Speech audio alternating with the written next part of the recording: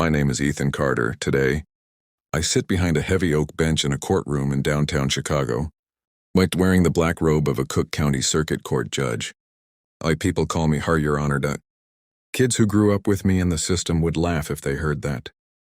Because 15 years ago, I was just a scared 8-year-old boy standing outside St. Mary's Children's home with a small backpack and a note pinned to my jacket that read, "I please take care of my son.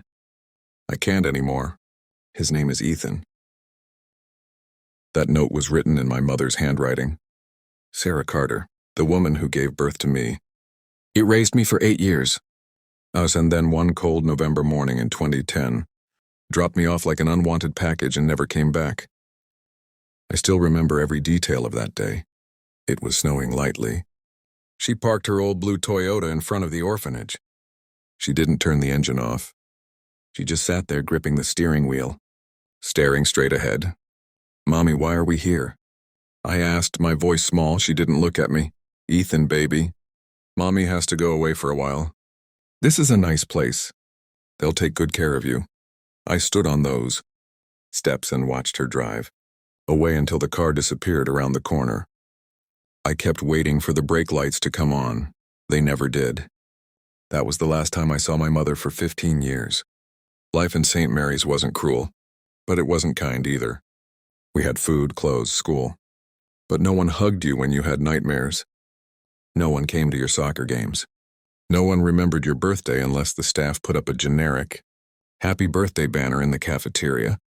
I learned early that if you wanted something, you had to fight for it yourself. Love. Earn it. Attention. Earn it. A future.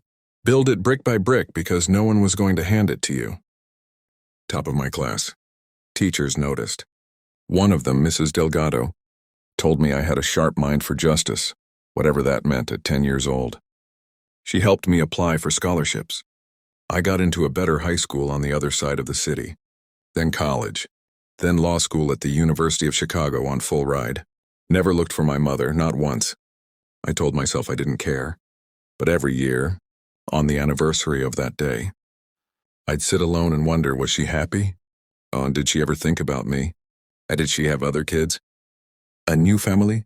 And then, one Tuesday morning in March 2025, I walked into my courtroom for a routine criminal docket.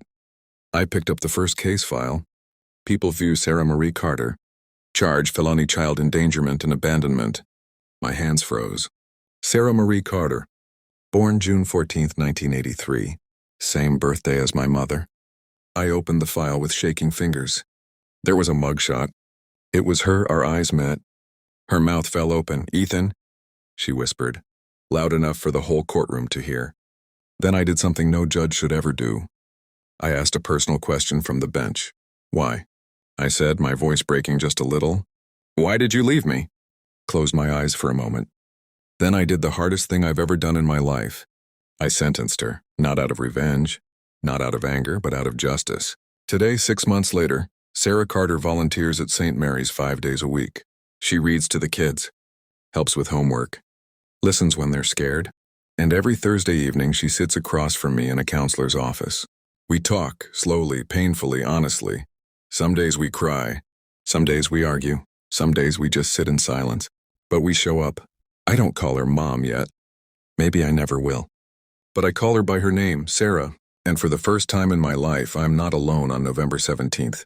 She's there, waiting outside the courthouse with a small backpack and the same one I had that day. Inside it, a new winter coat, size adult medium, and a note. It says, "I'm here now, and I'm not leaving again. Love, Mom."